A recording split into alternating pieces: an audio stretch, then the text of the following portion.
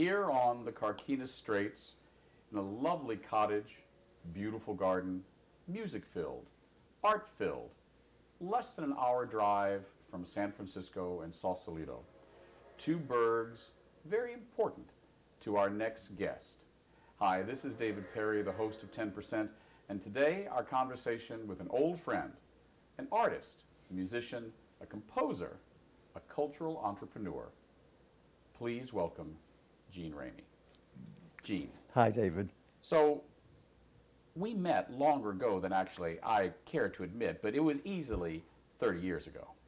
I guess so. And you know, I was thinking about that, and I think it was Halloween night in the Castro. I think it was. And I was with Anthony, and I met you, and then became aware that you and Anthony had worked together in Washington, the National Endowment. Well, of course, the person you're speaking about, my mentor, the late Anthony Turney, he always used to say it was a slippery slope, and certainly any friend of Anthony's became a friend of mine, as you did. He was absolutely my hero. Well, I always used to say that the best parties I ever went to in San Francisco were at your house. And I mean this seriously. I think you taught me how to be a good host. I used to refer to you as the Pearl Mesta of Divisadero. Well, I enjoyed it. I enjoyed cooking, and in quantity. Now is a big problem. Cooking for one person, you look in the pan, and it doesn't look right. Even though you divided the recipe in half, it still doesn't look well, like. I remember one dinner you had at your wonderful place on Divisadero, and in between courses of this incredible macaroni and chorizo and then some incredible dessert you'd whipped up, you would go to the piano and you would play something of your own composition. It really was like being in one of those salons that you read about in Fin de Siècle Paris. Oh, I wish I remembered that exact evening. It does sound fun, doesn't it? Yeah. I don't go to the piano that easily anymore. Arthritis is with these things, so it actually hurts to play. But I'm still refining the pieces that I started actually in Mexico. They're about 13 now. The problem is I keep refining. Well, you're like that artist that supposedly created the bronze doors at the baptistry in Florence. The Medici Duke kept going to him trying to find out when they were going to be done, and they saw him working away, and so he was working, so they left him alone, and finally after many months he came and he said, "When will you be done?" He says, "Well, I'll never be done. You'll just have to tell me to stop." That is, part of the problem is writing the music down. That is a real pain. There are machines now, keyboards, that will print it out as you play. And I get to the melodies by improvising, but I have to write it down before I forget it. And Steve Ross, my good friend in New York, is doing some arranging and composing Amazing now. Pianist, Steve Ross. Yes, he is. He's an amazing friend for a long, long time. He tells me he records it on his telephone, and then he doesn't have to dash and write it down before he forgets it. I mean, it's on the phone. Imagine what Mozart would have done with a smartphone. With a smartphone. Now, you've been in the San Francisco Bay Area since 1960? 1960. And you first came here when you were a 15-year-old boy from the big metropolis of Cornelia, Georgia. Yes. And, I'm from the South, too, but I think you've kept your drawl longer than I have.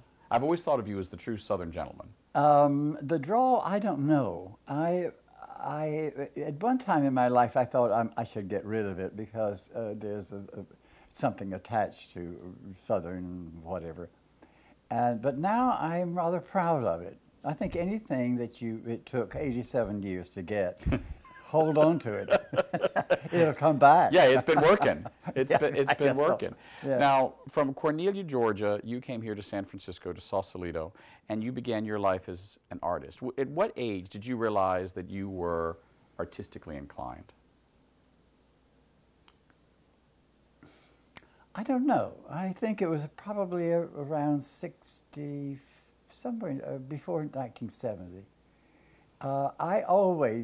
I remember Rouault, which is the print at the top of the wall there, has always been a very favorite of mine. And I had posters of all Raoul's paintings. But only when I got to Mexico and had a lot of time on my hands did I ever think about making my own art. Making your visual art. I mean, you had been making music. Yes. Since the beginning. Well, I began teaching piano when I was 16 years old, without really any instructions about how to do it. Yeah, I mean, I took piano starting from the age of 5, but you're one of those annoying people that just could sit down and play. Yes. That's really annoying. Well, at 3, I found the piano, and I was playing with both hands. And at 4, I guess they found a teacher in the small town of Cornelia, and you can imagine the possibilities of getting a really good teacher in such a very small town. Well, I already knew how to read. I read notes before I could read words. So the teacher just exposed me to the beginning books and so forth, and rhythm. That you need some instructions on, and she did that. So I was playing pretty constantly, giving little recitals when I was 8, 9, 10, and at Women's Missionary Union meetings. And they were absolutely fun. You know, here are these women in somebody's house. The piano's either good or not so good, not right, so good. right. But there you are. You had a job to do, so I did it. But I remember one particular time that I was laughing so hard I thought it was a little bit rude to my hostess, but they served refreshments, and I've always loved that word, refreshments. You know, are you refreshed now? Yeah. Which was a gelatin mold on the plater, and with it was hot, what called Russian tea. Well, of course, the heat of the Russian tea melted the gelatin, and it began higher up on the plate, and it began higher up, and I didn't know what to do. And of course, at that age, you don't have a lap, so here are these bony knees with this plate about to drip on the lady's floor. But that was, and I just said, that's show business, I guess. Now, you have with you a companion here who's being very well behaved, Mambo. Tell us about Mambo. When did you get Mambo? I got Mambo 2 years ago. 2 years ago. He's my 4th companion dog. All of them reached age that they either died or I had to put, Sonny I had to put down. He was a male dog, and he was a Labrador, and he was such a noble character that his back legs he couldn't keep them straight. And going down these steps to the garden, it was just so humiliating. Yeah. And I said, this is a real mensch. This is a man, not a warrior, but a real royal. So I had to put him down. Yeah, it's hard. It's hard. I often think for our canine companions, it's harder on us than them when the end comes, because, you know, if you believe the biblical scripture, we are there to care for them. We are. And it's hard. You don't do it until you accept that responsibility. Now, when you first came to San Francisco, you said you discovered the art world.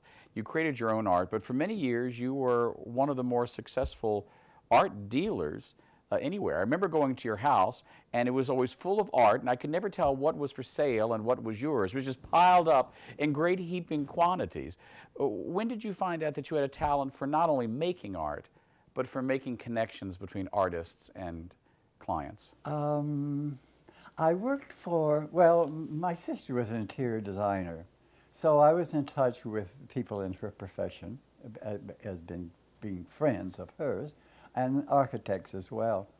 And my first job was with a bank to replace heads on the outside on Market Street that were gold. So I went to a man and I said, "Can you reproduce this?" "Yes, I can reproduce them." So I went to the wrong man. I found out because he just put gold paint. Gold paint turns brown any moment now. So he had to go take them down and then go leave. The client was very, very pleased with me, and that was my first job. Right. So I just was there and available, and I was in all the galleries, and I met so many artists, and I learned, you learn from them. You learn a lot from artists who are not in galleries, because galleries can't accept everybody, and who they show are not necessarily, for me, absolute Right. best. We've got about 1 minute left in this first segment. Talk to me about who you think is the composer that most influenced your composing. Rachmaninoff. That was easy. And why is that? The sense of drama? The sense of emotion? He's Russian.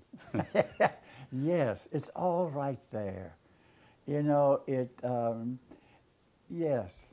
I'm a great admirer of Bach, and I'm getting more and more interested in it.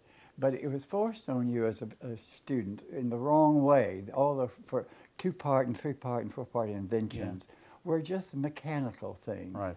But he is a master at melody and emotion as well. The Bach B minor Mass is just Masterful. Masterful. But in our second half, we're going to talk some more about from Rachmaninoff to Ramey, the San Francisco years and the Mexico years. I'm David Perry. We'll be back in just a moment.